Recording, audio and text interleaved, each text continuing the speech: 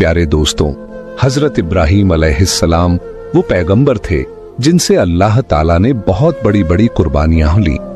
नमरूद ने उन्हें आग में जलाने की कोशिश की, मगर अल्लाह ने उन्हें सलामत उस आग से बाहर निकाल लिया। जब हजरत इब्राहीम अपने घर वापस लौटे तो उनके वालिद ने उनसे कहा, ऐ इब्राहीम, अगर तुम अपने अल्लाह को नहीं छोड़ते तो मेरे घर से निकल जाओ।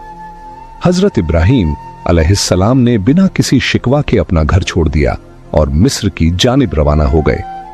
जब मिस्र के बादशाह को यकीन हो गया कि इब्राहीम अल्लाह के नबी हैं, तो उसने अपनी बेटी हजरत हाजरा का निकाह इब्राहीम से कर दिया। इसके बाद हजरत इब्राहीम अपनी बीवी हाजरा को लेकर फिलिस्तीन चले गए और वहीं रहने लगे। हजरत इब्राहीम की कोई औलाद नहीं थी, इसलिए वो दिन रात अल्लाह से दुआ करते रहते, ऐ मेरे रब, मुझे एक नेक और फरमाबरदार बेटा अता फरमा। सालों गुजरते गए लेकिन बेटा नहीं हुआ। उम्र भी ढलती चली गई, मगर दिल में उम्मीद बाकी रही। 84 साल की उम्र में भी वो अल्लाह से यही इल्तिजा करते रहे, ऐ अल्लाह, मैं तेरी रहमत से मायूस नहीं हूं, मुझे एक बेटा अता कर जो बुढ़ापे में मेरा सहारा बने। आखिरकार अल्लाह ने उनकी दुआ कबूल फरमा ली। 84 साल की उम्र में हजरत इब्राहीम को एक प्यारा सा बेटा अता हुआ। उन्होंने उसका नाम इस्माइल रखा।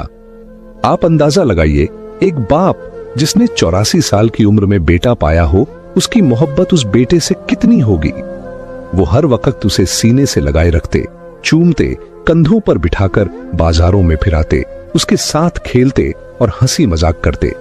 अभी बेटे की पैदाइश को एक हफ्ता भी नहीं गुजरा था कि हजरत जिब्राइल अलैहिस्सलाम इब्राहीम के पास आए और कहा, ऐ अल्लाह के नबी, अल्लाह का हुक्म है कि आप अपनी बीवी और बच्चे को खुद से जुदा कर दें।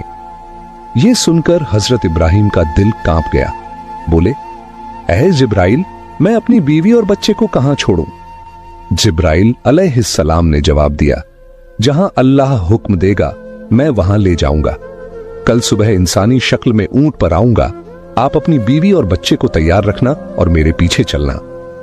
अगली सुबह हजरत जिब्राइल ऊंट पर सवार होकर आए।